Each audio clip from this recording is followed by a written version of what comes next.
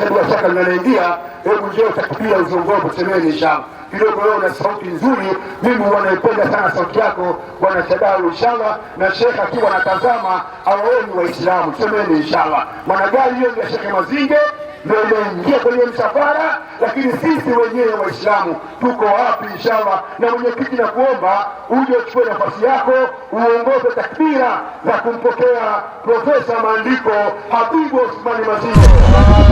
Allahu akbar, Allahu akbar, Allahu akbar, Allahu akbar, Allahu akbar, Allahu akbar, Allahu akbar, Allahu akbar, Allahu akbar, la ilaha illa Allah, Allahu akbar, la ilaha illa Allah, Allahu akbar. Vijana ambao kazina, kuna watu wanajua kutongoza hapa bara,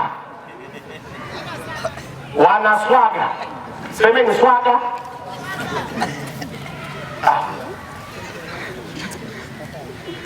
Na wenyewe wanajitengeneza ili waambiwe maneno wakafanya zina. Niangalia binti wa Kiislamu, jina lake Khadija, anatoka nyumbani kwake anavaa pedo. Unajua pedo shehe? Ile pedo akivaa vitu vinakamatana, alafu Mungu alikuwa na utulivu kwenye kuumba kwake, kamuumba vizuri mashallah. Ana neema nyingi. Sema la ilaha illa Allah.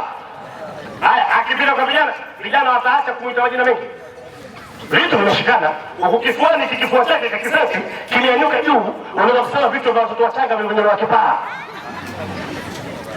Mnanielewa? Lakini akipita kwa vijana wanatoka, ndio vijana wanaangalia kama kijana ushamu kidogo, wanaangalia astaghfirullah, astaghfirullah, astaghfirullah, anaangalia tena astaghfirullah, astaghfirullah, anaangalia tena. Wewe bwana astaghfirullah gani huko unaangalia tena?